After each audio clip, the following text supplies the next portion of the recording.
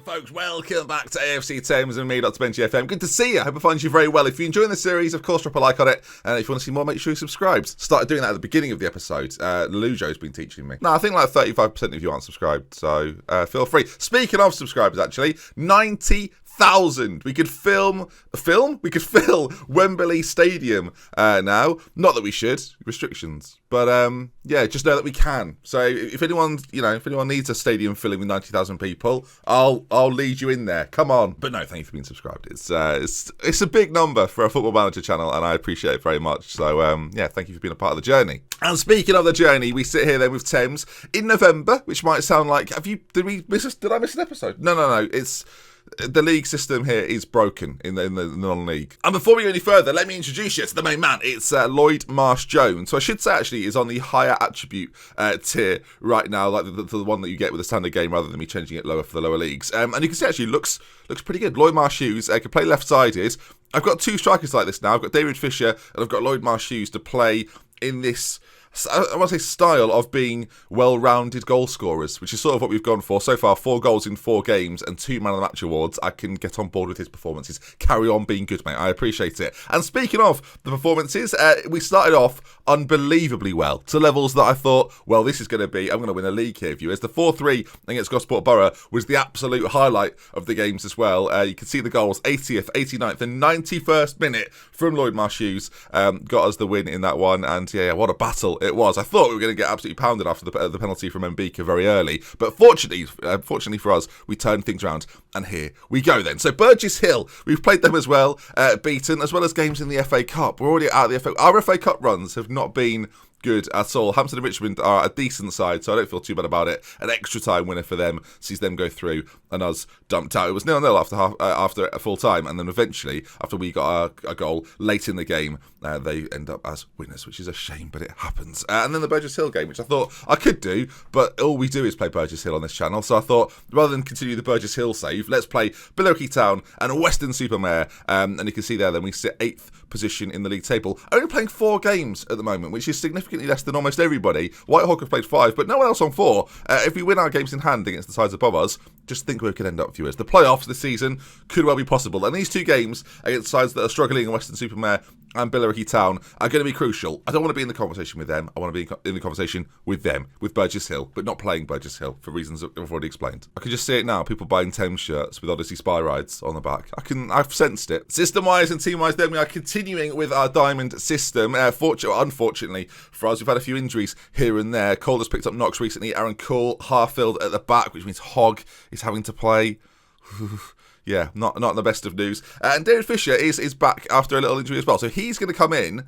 Actually, is he going to come in alongside Mbika? Because Mbika's presence, being a 6'3" giant among men, does allow him to be very good from aerial situations. Do you know what? We'll keep Mbika in there. He started the season very, very well. David Fisher is ideally going to play next to Marsh-Hughes, but for now, Mbika keeps his spot as the advanced forward. The rest of the side, then Barnes, King, Maslin Jones. Maslin Jones. That's going to be difficult. I'm going to double-barreled. I should MJ. Just a moment, viewers. MJ. And then, okay. And then there we go. Craig Ross will be in goal for us today again. Still not... I mean, him and Craig Fleming, they couldn't be more different. I was going to say, still not certain that he's going to be the goalkeeper. We may well play Fleming there as well as him. It's going to depend on performances. The last 5 games, Ross's average rating has been quite poor, whereas Fleming's has been quite good. So I'm gonna make another change. Fleming, in theory, you saw the star rating go up, should be the starting goalkeeper, but we've seen from Dean Fleming right, let's put it this way. He's got today's game, and if he cocks this up, then he's out as far as I'm concerned. Again, injuries are a bit of a problem for us at the moment, but we persevere, and hopefully the boys will be winning this game for us. If not, we're in trouble. Just realised as well that a Cohen is ready to come back onto the bench as well, so he's going to replace Ross. You don't need 2 goalkeepers, viewers, absolutely not. Right then, Billericay Town. Let's get into some action. It's the first game you've actually seen this season. As I say, we started it very well, high goal scoring, little bit of problems defensively, but all in all, I'm pretty happy. I think the thing we've got at the moment, though, not enough players are certain in this side. There's still quite a few positions being battled for, and we have to find that consistency pretty quickly. Otherwise, we're going to have a few problems come the end of the season when I'm changing things around a little bit too often. Of course, it's great for rotation, but that's not really what we're doing here with Thames. Promotion rather than rotation. Ball has been launched forward. There's MJ getting it under control. Back to Fleming now. Take your time, mate. Just let's all relax. You got a cup of tea here. Always got a cup of tea, viewers. Tea granules for those interesting, not tea bags. I find tea bags a little bit disgusting. As Mbika has gone from his marker. Oh, lovely stuff. LeBron Mbika. Now, interesting, isn't it? Because we thought Mbika was kind of done. He was going the way of David Hoey as a player that had been a real star for us in previous seasons. He was definitely a cut above some of the players in the divisions we've previously been in. And this tier, I wasn't sure if he was going to be able to cut the mustard. But he's playing this advanced forward role, and the strength he's got compared to other players is just it's allowing him to do things like that, which I very much approve of. But back on this Granules teabag chat while they have an attack. We'll let this play out. I'm sure we'll be absolutely fine. If you've not had tea granules, they're PG Tips tea granules. This is not sponsored by them, but I would recommend them to anyone that's ever drunk tea in their lives, as that ball forward to Mbika has given him 3 days to have a shot. It's a shame that he didn't score it. Bycroft with the save, but the pass forward. The ball from Marshues there, though, really, really good. So that was promising. Parrish. Oh, that's foolish. But as long as it's just a booking, Barnes there. It might be a worthy tackle. I might be fine with that. And by I might be, I mean, if you get sent off in the next 20 minutes, there's going to be, sadness. Still rocking the KFC boards.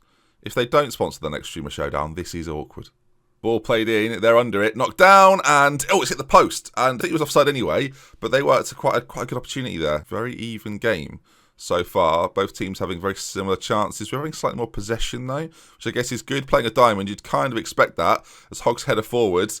It's not great. Marshues now trying to, he's just trying to kick him. I think he's not done very well at doing that either. As Kitely now forward, puts a ball into the back post and headed just over by, is it Quasi? It looks like the way you spell Nigel Quasi. I can't imagine it's him. As we've now got a throw in. Here we go. Hogg, long throw. It'll loop. It'll drop. Will we be under it? And Beaker's there. Oh, he should have scored. Yes, that is part of our new system. If you've watched the Streamer Showdown, speaking of which, doing long throws to tall players. Optimal. Again, there might need to be a video about log throws at some point. All right, the team talk there at half-time has gone tremendously well as we continue away at Billericay. Our away form last year was dreadful, so any sort of performance this year away from home, and we'll be in far better standing compared to last season, which I'm trying to get over, viewers, but can't stop talking about, it seems, as Parrish is on it now, out to Taylor on this side. We're trying to come across to cover, of course, playing a diamond. The two central midfielders do have to do a lot of work to cover a lot of spaces as that shot goes in past Fleming. Rick Parrish with it. Really good finish. 45 minutes gone. They've come out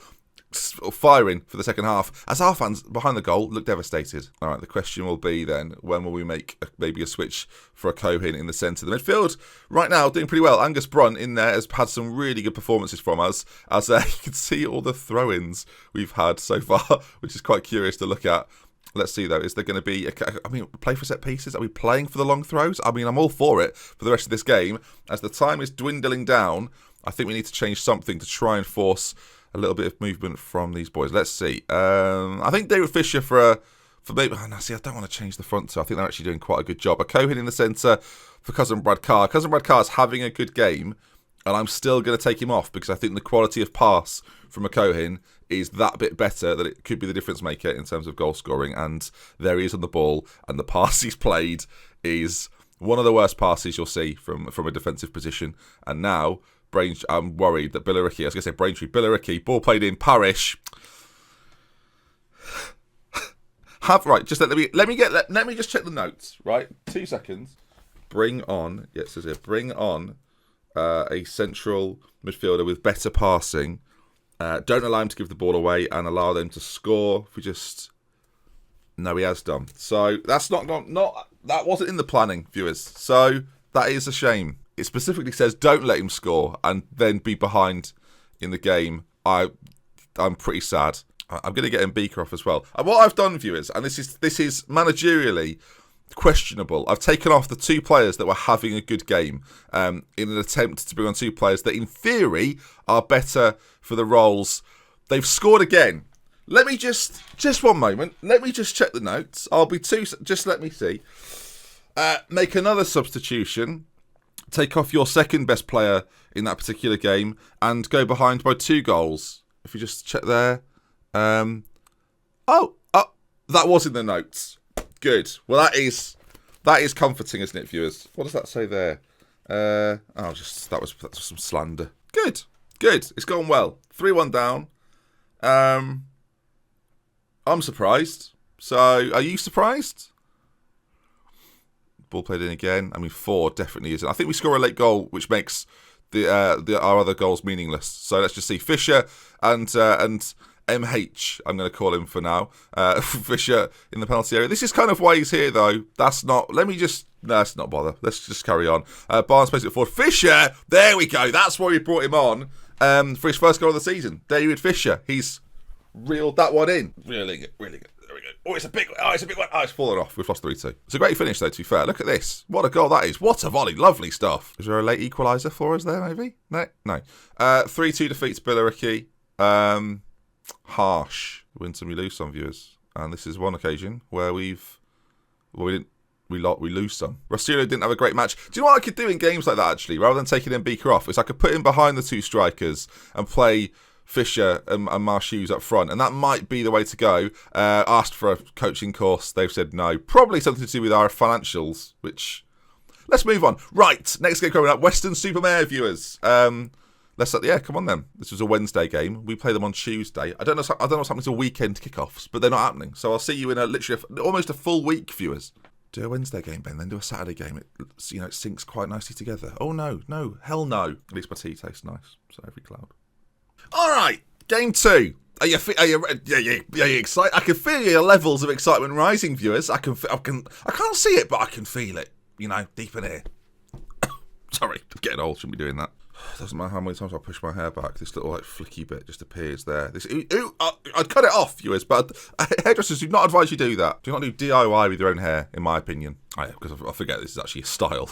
Come on, move on. What are we talking about? Turn the fan off as well. That shouldn't be on. You little risk taker. All right, we're going to make a bold move, especially based on what happened in the last game. Cousin Brad Carr is going to come out for a Cohen. It does make us slightly stronger in the middle, so that's something I think we should definitely be doing. Having him be the playmaker ordinarily is something I would do, but I don't want to overload in the centre and have too many playmakers. Actually, looking at it, these 2 players can swap round roles, so that works quite nicely for us. I think you definitely need one, especially at lower league level. I think having a playmaker a little deeper, looking for the runs of your forward men, is definitely optimal. I'm going to make the move I actually talked about last time, and Beaker's going to play behind Rasulo. I feel a bit harsh about this, really. He's going to come out, and Fisher's going to play alongside Marshoes. Those 2 boys up front, I think, will be the key to success this season, and Beaker chipping in behind them as well would be fantastic. Of course it would, but I think that's where our good performances are going to come from, these 2 men up front. So let's hope that that's the case, and play here, Weston-super-Mare, viewers.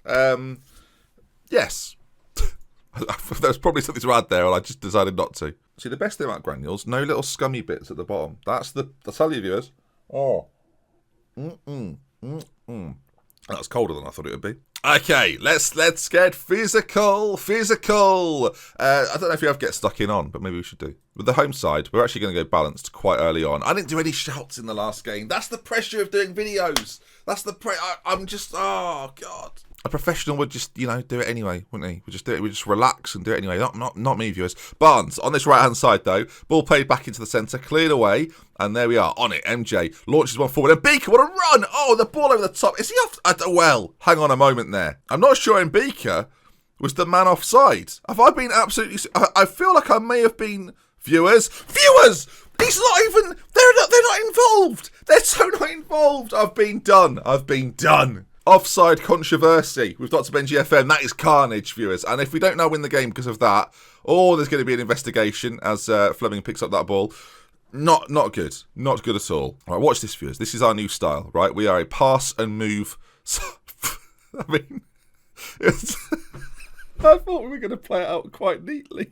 We just lumped it forward for a knockdown. But here we are. Look, now this is it. Passing and moving. A Cohen and Beaker. Fisher. A Cohen. You shouldn't see this at this sort of level, viewers. And Fisher scores. I'll tell you what. The first bit was comical. The rest of it, stupendous. Really good football from AFC Thames. And Fisher finds the goal. I'm telling you now. These boys up front, everything. Got to say as well, it's nice to see Beaker involved in this move as well. Fisher lays it back to a Cohen. And I'll tell you what, I put a Cohen in for that reason alone. And the finish, sublime. Okay, we were 1-0 up in the last game, and then we all saw what happened. But you can see that if we continue on this reign of form, the playoffs, we're in there, viewers. We're in the conversation. Angus Brunt there, running down the left-hand side. This is what you want to see. The two men in the middle, waiting patiently for a chance to do something. Hogg now, ball back to Bourne. And that's still a player that I'm a little bit concerned about. Fisher on it again, goes for goal. I mean, the goalkeeping is questionable, but David Fisher gets another one to his name. The fans in the crowd go absolutely wild. Not nearly enough of them wearing replica shirts, but who cares? 2-0 Thames. It looks like KFC have sponsored us just because our colours are the same.